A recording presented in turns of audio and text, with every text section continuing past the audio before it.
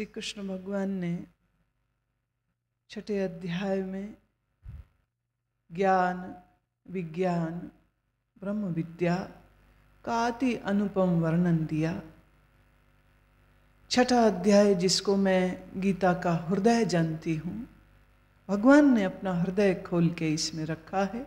तत्व का विवेचन इतने भली भांति प्रकार से आपने किया है कि किसी भी साधक के लिए उसका मार्ग प्रशस्त हो जाए, सहजता से उसे आत्मा, माया, ब्रह्म, साक्षी इत्यादि इन तत्वों का बोध हो जाए। अब इस सप्तम अध्याय में श्री भगवान अपना एक दूसरा ही रूप स्वरूप इसमें दिखाते हैं। देखिए, ज्ञान ऐसा भी सहज नहीं है। जब जब तुमको ज्ञान मार्ग सहज लगे तो ये जानना इसमें गुरु का कोई चमत्कार है। जब जब आपको ज्ञान समझ में आने लग जाए, ज्ञान सहज लगने लग जाए, ये मार्ग बड़ा सुविधाजनक लगने लग जाए, एक बात सभी इसे बहुत स्पष्टतः समझें कि आपको सहज वो इसलिए नहीं लग रहा है कि ज्ञान मार्ग सहज है, बल्कि आपको यह मार्ग सहज इसलिए लग रहा है क्योंकि गुरु ने अपनी शख्सियत, अपनी करुणा, अपनी दया ऐसी बरसाई है कि कठिन से कठिन शब्द भी तुमको सहजता से समझ आ रहा है। जैसे छोटे बच्चे के प्रश्न पूछने पर माँ पिता उसकी बुद्धि जितने सत्य को संभाल पाए, समझ पाए, वो उतने भर शब्दों का इस्तेमाल करते हैं। बच्चा बड़ी गहरी बात पूछ ले पर माँ बाप उसका जवाब ऐसी सरलता से देते हैं क्योंकि उसकी बुद्धि अभी उतना ही समझ पाएगी। इसलिए जितना उत्तर माँ पिता ने दिया और बच्चे की इस छोटी सी अकल को संतुष्टि हो गई और धीरे धीरे वो यह जानता है कि मेरे माँ बाप ने मुझे सब बता दिया, मुझे अब सब पता। माँ पिता ने उसे सब बताया नहीं क्योंकि अभी उसके सब समझने की योग्यता नहीं, पर बालक की सुविधा हेतु बालक को जितना समझ आ सके उतना भर उद्बोधन जैसे माँ पिता देते हैं, ऐसे ही श्री कृष्ण ने ज्ञान को ऐसा सहज करके छठे अध्याय में सामने रखा कि सुनने वाले सभी श्रोताओं को यही लगा कि भाई ये तो बड़ी बात, आसान थी, तो काम हो गया।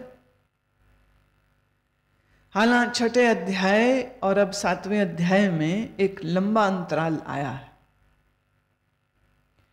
और इस लंबे अंतराल में आप साधकों ने अपने अंदर झांक के देखा ही होगा, न द्वेष्टि न कांक्षति इत्यादि जो भगवान ने बातें कही थी कि जिसने अपने तत्व को जाना, अब उसके लिए क्या शुभ क्या अशुभ, क्या शत्रु क्या मित्र, क्या दुख क्या सुख, क्या हर्ष क्या शोक, जीवन के सभी द्वंद्वों से पार हो गया। अब छठे अध्याय के समापन होने और सप्तमे के शुरू होने के बीच में जो वक्त तुमने जिया है, उस वक्त में तुम्हें क्या समझ आई कि तुम्हारे लिए शुभ अशुभ सब द्वंद्व खत्म हो गए? कोई शत्रु ना लगा, कोई मित्र ना लगा, कोई वैरी ना लगा, कोई मित्र, कोई हितैषी ना लगा। जिस प्रेम में कोई शर्त ना हो, जिस प्रेम में कोई कंडीशन न रखे जाएं, जिस प्रेम में समर्पण पूरा हो और समग्रता से हो, जिस प्रेम में संशय ना हो, जिस प्रेम में कटुता ना हो, जिस प्रेम में कोई विद्रोह ना हो, जिस प्रेम में कोई दुराचार ना हो, जिस प्रेम में कोई स्वार्थ ना हो, वही प्रेम अनन्य प्रेम होता है। एक हिंदी के कवि ने लिखा था कि दूध और पानी में अनन्य प्रेम हुआ। दूध और पानी को मिलाया गया, मिलाप से ये जो इनका संबंध बना, उस संबंध में पानी ने अपने आप को पूरी तरह से दूध में तन्मय कर दिया। जब आपने उसे अग्नि पर चढ़ाया गर्म करने के लिए, तो भाप बनके जलमरा पानी, दूध वहीं रहता।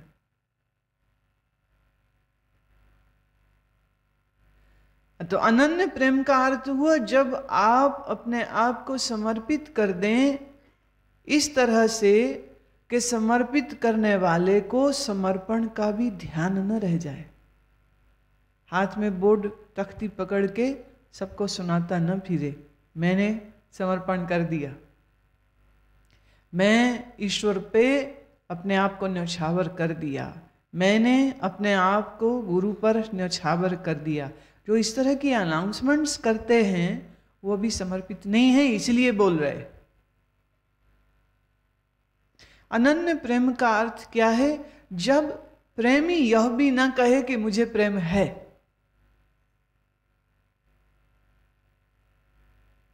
जब आप ऐसा कहते हैं कि मुझे प्रेम है, इसका मतलब तुम्हें अपने होने का एहसास है, इसीलिए तो आप अपने आप को परिभाषित कर रहे हो और ये दिखा रहे हो कि दूसरों में नहीं है या दूसरों में कम है और मेरे में ज्यादा है। अगर अर्जुन बोलता ना, हे कृष्ण मुझको तुमसे अनन्य प्रेम है, तो ये झूठ हो जाती बात। यहां अर्जुन नहीं, यहां कृष्ण कह रहे, हे अर्जुन तुझको मुझ में अनंत प्रेम है। कितना? मैया सक्त मना, जैसे मन घर देह परिवार में आसक्त हो जावे तो अपने आप को उनसे अलग नहीं देखता, अपनी मैं को उनमें मिला देता। मेरे बच्चे नहीं, मैं ही बच्चे हो जाता। तभी तो तीसरी जमात में बच्चे ने 90% मार्क्स लिए तो खुश उसकी मां हो रही होती। ये नहीं कहेगी, कहने में तो यही आएगा कि मेरे बच्चे के 90% मार्क्स आए हैं, पर वो कह ये रही है, वो महसूस ये कर रही है कि मेरे आए। बच्चे की सफलता में अपनी सफलता देखता है, बच्चे की विजय में अपनी विजय देखता है, बच्चे की हार में अपनी हार देखता है। और तमाम माँ बाप की ये कोशिश रहती है कि जो वो खुद जिंदगी में नहीं कर पाए, अब वो अपने बच्चों के जरिए अपनी इच्छाओं को पूरा कराना चाह रहे। खुद तो कंपाउंडर भी नहीं बन पाया, बेटे को कहता डॉक्टर बन। उसमें वो 100 तर्क दे सकता है, मुझे अवसर नहीं मिला, गरीबी थी, हम काम कर रहे थे, हमें मौका नहीं मिला, बच्चे तुम्हें मिल रहा है, इसका फायदा उठाओ। परिवार से जो आपकी आसक्ति है, इस आसक्ति के कारण आप ये नहीं कहते हो कि ये मेरे बच्चे हैं, आप उन बच्चों में भी अपने ही मैं की एक्सटेंशन देखते हो। Extension becomes the part of the main body. बच्चे आपकी अपनी एक्सटेंशन दिखती है और तुम्हारे पोते दोते वो एक्सटेंशन, और आगे फर्दर सिस्टर कंसर्न एक और खुल गई। तो पुत्र से अधिक प्यारे पोते और बेटियों से अधिक प्यारे दोते। तो बच्चों से तो अपनी ममता जैसे तैसे शायद हटा भी ले, लेकिन जो ममता पोतों में और दोतों में फंसती है ना, उसमें से तो निकलते हमने नहीं देखा। लोगों को फंसते हुए जरूर देखा। यह भी है, अपने बच्चों के पालन पोषण करने में जो गलतियां हुई हैं और अकल देर से आई है, तो सोचता है कि अभी अपने जो अब आगे जो पोते या पोतियां हैं उनको और भी अच्छा देंगे, क्योंकि ये तो मेरे ठीक से पल नहीं पाए, इनको ठीक से बनाएंगे। इसलिए दादा हमेशा पुत्र को कोसता हुआ और अपने पोते को सराहना देता हुआ दिखेगा। तू गधा, ये निकलेगा लायक, तू तो गधा निकला, हाँ, बीवी का गुलाम निकला, तेरे बच्चे को ठीक से पालेंगे, इसको ठीक से संस्कार देंगे। बेटे ने पलट के बाप से कहा कि गधे का पुत्र गधा ही तो होगा, गधे का पुत्र घोड़ा तो हो नहीं जाएगा। परिवार में आसक्ति, कार में आसक्ति, रुपये में आसक्ति, बिजनेस में आसक्ति, आसक्ति सिर्फ बंधन नहीं होता है। आसक्ति का अर्थ यह है कि आप उस चीज के साथ अपने मैं को जोड़ देते हो और अपने मैं की प्रोजेक्शन उसमें आप पाते हो। You begin to see yourself in those people, in those objects, in those things.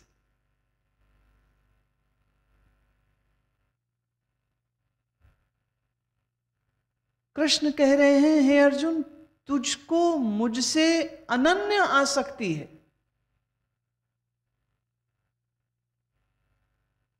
आसक्त मनः, तेरा मन मुझी में आ सकता है। भले भाई हैं तेरे 4, भले पत्नी है तेरी सुंदर, एक नहीं अनेक पत्नियां, पर तेरा मन मेरे में ही लगा। देखें, आप जिसके साथ अपने मन को जोड़ेंगे उसके गुण आप में जरूर रिफ्लेक्ट हो जाएंगे।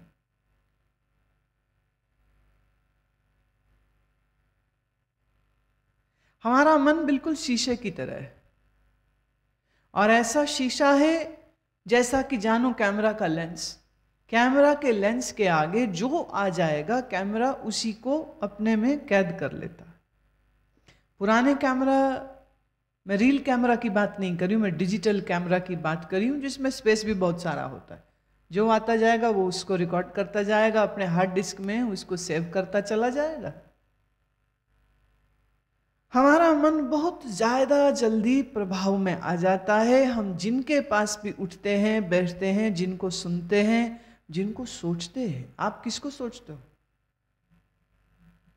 सुनना बड़ी बात नहीं है, सुनने का भी असर तो है, पर सुनने से भी ज़्यादा बात कीमती यह है कि तुम सोचते किसको।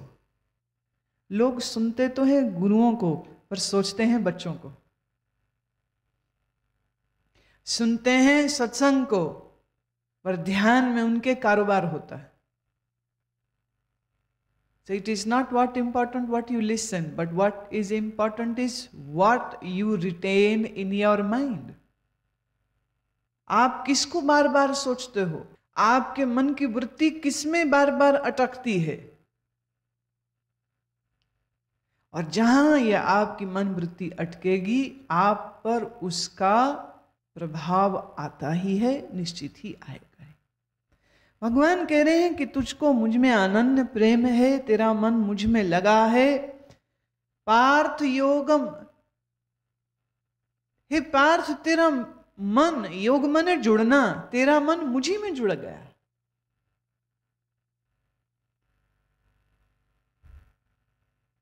और इस समग्रता से तू मेरे संग जुड़ा है कि अब मैं मेरे ऐश्वर्य, मैं मेरे रूप स्वरूप, मैं मेरी माया, इन सब वस्तुओं के विषय में अब तुझको बतलाता हूं, क्योंकि तू मेरा ही हो गया। आपका किसी से कितना ही प्रेम क्यों ना हो जाए, कोई दोस्त आपका कितना ही करीबी क्यों ना हो जाए, आप उसको अपनी तिजोरी का कोड नंबर तो नहीं दे देते हो। कई तो पति अपनी पत्नी को भी नहीं देते, बोले ये रुक, जो चाहिए बता, मैं देता हूं।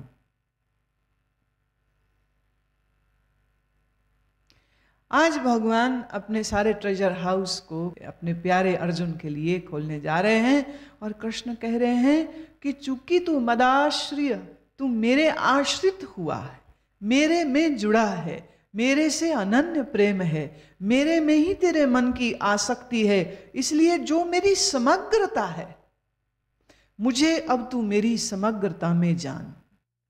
पहले श्री कृष्ण ने अपने आत्मस्वरूप का ज्ञान, अपने तत्व स्वरूप का ज्ञान, अपने वास्तविक अस्तित्व का बोध अर्जुन को दिया।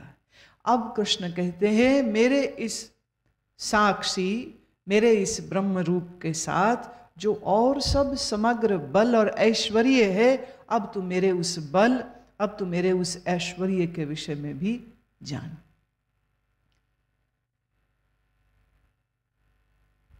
असंशयम समग्रम माम यथा जास्यसि तच्छृणु। सुनो, श्रृणु माने सुनो, बहुत ध्यान से सुनो। अभी तक मेरे बारे में सुना था, अब मेरे बल और मेरे ऐश्वर्य के बारे में सुनो। सप्तम अध्याय गीता का एक तरह से सबसे ज्यादा कम समझ आया है लोगों को, और उसका कारण क्या है मैं वह भी बतलाऊंगी। कारण यह है कि कृष्ण के भक्तों ने कृष्ण को एक देह वाला, एक शरीर वाला, जो दिव्य है शरीर, सर्वगुण संपन्न है, सात्विकी है, ऐश्वर्यवान है, पूरे जगत का नियंता है, और उस ऐश्वर्य से युक्त कृष्ण को ईश्वर की कोटि में बैठाया और फिर कहा कि कृष्ण कृष्ण हम जीवों से भिन्न है, अलग है, और उसका सबसे बड़ा सबूत ये अध्याय है। अब इस अध्याय के जैसे जैसे आगे श्लोक निकलेंगे तहाँ मैं इस बात को फिर खुलासा करूंगी कि कहाँ आकर के लोग अटके, क्योंकि छठा अध्याय सारा भूल गए, वो लोग अटक गए, वो कृष्ण की देह में अटक गए। जिनको छठा अध्याय याद रहा वो कृष्ण के वास्तविक स्वरूप, आत्म स्वरूप को दृष्टिगोचर रखते हुए फिर सप्तम अध्याय में वो फंसेंगे नहीं, फिर वो सप्तम को भी ठीक से समझ पाएंगे। श्री कृष्ण कहते हैं ज्ञानम ते अहम स विज्ञानमिदं वक्ष्याम्य शेषतः यज्ञात्वा नेह भूयो अन्यज ज्ञातव्ययं वशिष्यते। भगवान कहते हैं मैं तेरे लिए सविज्ञानम ज्ञानम। अब यहां दो बात आ रही है, एक विज्ञान, एक ज्ञान। जो जानकारियां पदार्थ के विषय में हों उन्हें हम कहते हैं विज्ञान। जो जानकारियां आत्मस्वरूप के लिए हों वो है ज्ञान। ज्ञान, विज्ञान, पदार्थ और ऊर्जा, पदार्थ और कहो आत्मा। तो जो पदार्थ के बारे में बोध करावे उसे हम कहते हैं विज्ञान, और जो आत्म स्वरूप का बोध करावे उसे हम कहते हैं ज्ञान। भगवान कहते हैं अब जो तू मुझसे सुनेगा ये विज्ञान सहित ज्ञान है। जो लोग ये सोचते हैं कि western science is the pioneers और the father of the science, they are highly ignorant. जब पश्चिमी सभ्यताओं का नामो निशान भी नहीं था, उस काल में श्री कृष्ण ने विज्ञान शब्द का उपयोग किया। ज्ञान ही नहीं, हे अर्जुन मैं तुझको विज्ञान भी का भी अब मैं बोध कराऊंगा। और अशेषतः वक्ष्यामि यत्, संपूर्णता से कहूंगा, कोई चीज छोड़ूंगा नहीं मैं। जब कृष्ण जैसा टीचर हो, कृष्ण जैसा आचार्य हो, कृष्ण जैसा गुरु हो सामने, तो कोई चीज रह भी कैसे सकती है, कोई चीज बच भी कैसे सकती है। भगवान कहते यज ज्ञात्वा नेह, इस ज्ञान, इस विज्ञान को मुझसे जानने के बाद भूया अन्यतः ज्ञातव्यम न अभिशस्यते। फिर इसके बाद तेरे लिए कुछ भी इस संसार में जानने योग्य नहीं बचेगा। कंप्लीट नॉलेज, ज्ञान भी विज्ञान भी।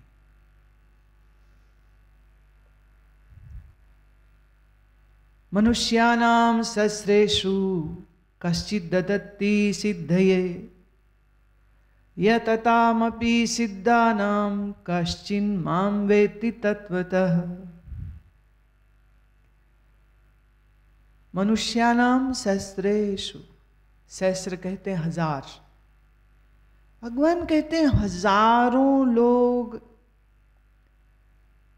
इस सृष्टि में, इस धरती में जो जी रहे हैं, इन हजारों में कोई कश्चित, कोई मेरी प्राप्ति के लिए यत्न करेगा। उस समय हजारों की संख्या चल रही है, चल रही थी, और आज की परिपाटी में हम कह सकते करोड़ों या कहो अरबों। अरबों मनुष्य इस धरती पर हैं, पर इन अरबों मनुष्यों में कितने मनुष्य हैं जो भगवान की खोज करेंगे? बोले कोई एक। अगर आज से 5000 साल पहले भगवान सहस्रेषु शब्द का उपयोग कर रहे हैं, हजारों में कोई एक, आज के युग में हम कहेंगे अरबों में कोई एक।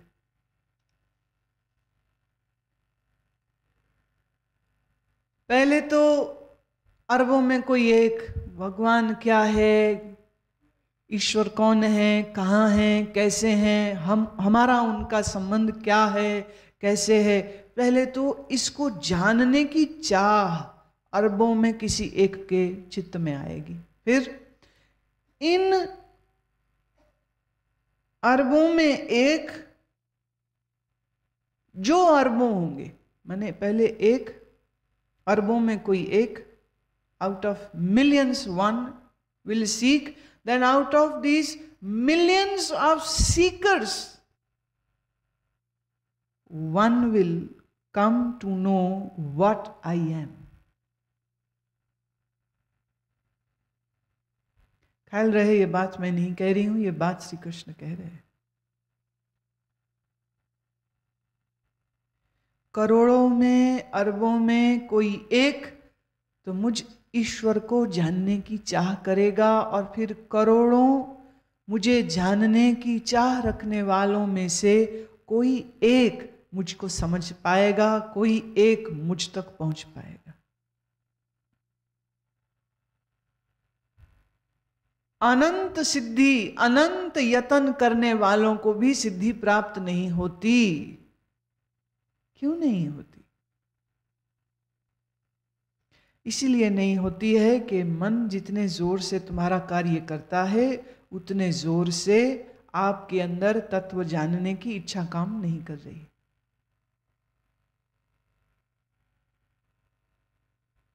तुम्हारे मन में हजारों हजारों विचार उठते हैं, उन विचारों में एक विचार ये भी कभी कभी आ जाता है, आत्मा क्या है जान लें, भगवान क्या है जान लें।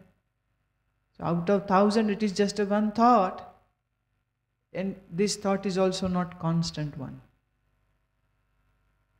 भूख लगती है तो रोटी की चाह आ जाती है, थकान होती है तो आराम की चाह आती है, थकान ज़्यादा हो जावे तो नींद की चाह आती है, शरीर के सुख चाहिए, इंद्रिय के सुख चाहिए, मन को थ्रिल चाहिए, जॉय चाहिए, एक्सटेसी चाहिए, आंखें बहुत कुछ दुनिया में देखना चाहती है, कान बहुत कुछ सुनना चाहते हैं। तुम्हारी इंद्रियां इतनी बलवती हैं और मन में इच्छाएं इतनी बलवती हैं, एक एक एक एक इच्छा का अगर तू नोट बनाने लगे तो तू खुद हैरान होगा कि इतनी इच्छाएं हैं मन में। बात छोटी सी है, आप भोजन करने बैठे, यहीं आश्रम में आप भोजन करने बैठे तो दाल रोटी चावल सब कुछ आ गया, इतने में आपकी नज़र पड़ी कि दो सामने वाली पंक्ति में कोई मीठी चटनी दे रहा है, सबको दे रहे, हमें नहीं दिए।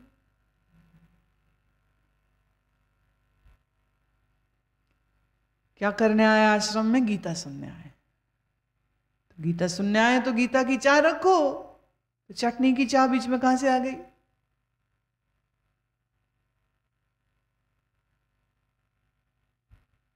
बात समझ रहे हो?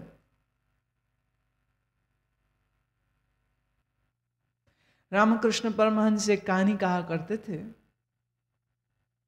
एक चील बहुत ऊंचे उड़ रही थी, इतने ऊंचे कि दूर तक देखो तो लगे जैसे एक काला धब्बा आकाश में उड़ा चला जा रहा है।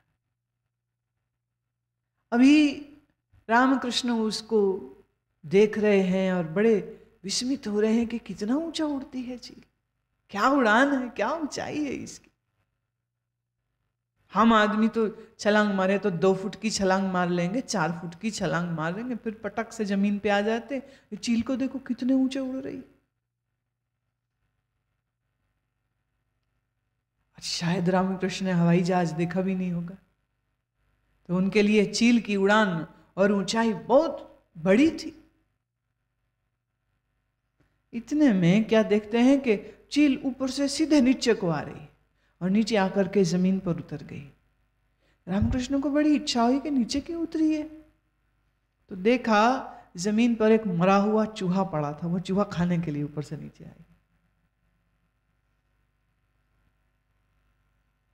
इस दृश्य को रामकृष्ण उदाहरण के लिए इस्तेमाल करते रहे कि तुम्हारा मन बिल्कुल इस चील की तरह ही है। अभी तो उड़ रहा है बड़ा ऊंचा, ध्यान हो जाए, समाधि हो जाए, मैं कौन हूं पता लग जाए, ब्रह्म क्या है पता लग जाए, मोक्ष हो जाए, हाँ ब्रह्माकार वृत्ति जग जाए, और किसी एक विषय रूप मांस के ऊपर, मरे हुए चूहे के ऊपर धड़ से जाके गिरते हो।